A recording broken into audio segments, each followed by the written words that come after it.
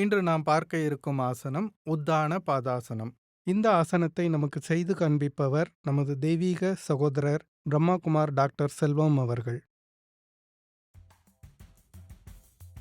உத்தான பாதாசனம் உயர்ந்த கால் போஸ் செய்வது எப்படி? உங்கள் யோகா பாயில் உங்கள் முதுகில் படுத்துக் கொள்ளுங்கள். முழு உடலையும் ரிலாக்ஸ் செய்து சாதாரணமாக சுவாசிக்கவும். உள்ளங்கைகளை தரைக்கு எதிராக கீழ் நோக்கி திருப்பவும். மெதுவாக மூச்சை உள்ளிழுத்து கால்களை உயர்த்தவும். தரையிலிருந்து சுமார் 45 டிகிரி கோணத்தில் கால்களை உயர்த்தவும். உத்தான பாதாசனத்தில் ஒருவர் தேடும் பலனை பொறுத்து 60 டிகிரி அல்லது 90 டிகிரிக்கு அப்பால் செல்லக்கூடிய மாறுபாடுகள் உள்ளன. கால்களை உயர்த்தும் போது முழங்கால்களை வளைக்க வேண்டாம். தொடங்குவதற்கு கால்களை சில வினாடிகள் நிலையில் வைத்திருங்கள். ஆரம்ப கட்டங்களில் ஒரு சில வினாடிகளுக்கு மேல் அதை வைத்திருக்க முடியாது. தசைகள் நீண்ட நேரம் வைத்திருக்கும் அளவுக்கு வலுவாக இல்லாததால் வயிற்று தசைகள் மீது அதிக அழுத்தம் உணரப்படுகிறது. பயிற்சியின் மூலம் நீங்கள் 1 நிமிடம் கூட உயர்த்தப்பட்ட நிலையில் காலை வைத்திருக்க முடியும். கால அளவை அதிகரிப்பது ஒரு நாள் அல்லது வாரங்களில் செய்யப்பட வேண்டும். வயிற்று தசைகள் அசைக்க ஆரம்பித்தால் போஸை விடுவித்து தளர்வு நிலைக்கு திரும்பவும். உங்கள் திறனுக்கு மேல் ஒருபோதும் சிரமப்படாதீர்கள். அடிவயிற்றில் அழுத்தத்தை உணரும் போது கால்களை குறைத்து ஓய்வெடுக்கவும். இதை சுமார் 3 முதல் 5 முறை செய்யவும்.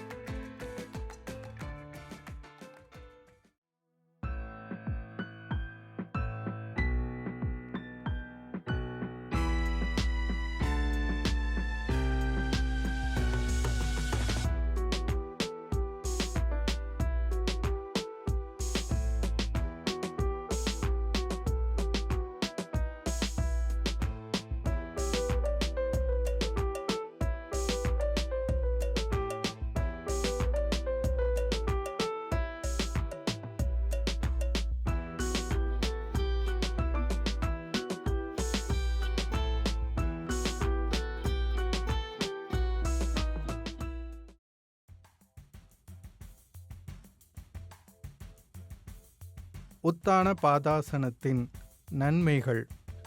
உத்தான பாதாசனம் வயிற்று தசைகள் 6 பேக் ஏபிஎஸ் தசைகளை பலப்படுத்துகிறது.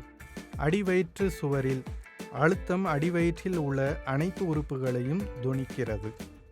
இது கீழ் முதுகு தசைகளை வலுப்படுத்தி கீழ் முதுகு வலியை போக்க உதவுகிறது. இது தொடை தசைகளையும் பலப்படுத்துகிறது. உத்தான பாதாசனம் செரிமான உறுப்புகளின் செயல்பாட்டை மேம்படுத்துகிறது. இது செரிமானத்தை மேம்படுத்துகிறது மற்றும் மலச்சிக்கலை நீக்குகிறது.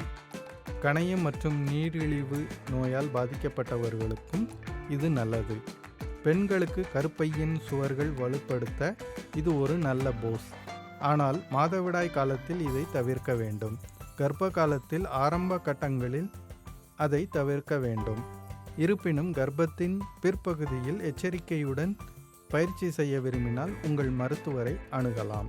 இது வாயு மற்றும் அமிலத்தன்மை பிரச்சனைகளை நீக்கும். அடிவயிற்றை சுற்றியுள்ள எடையை குறைக்க உதவும். இது இனப்பெருக்க உறுப்புகளின் செயல்பாட்டை மேம்படுத்துகிறது.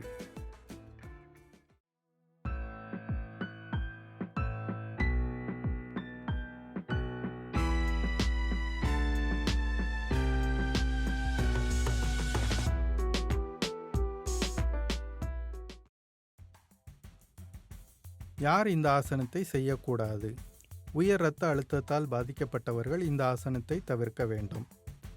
மேலும் அல்சர் உள்ளவர்கள் அல்லது சமீபத்தில் வயிற்று அறுவை சிகிச்சை செய்தவர்கள் இந்த ஆசனத்தை தவிர்க்க வேண்டும்.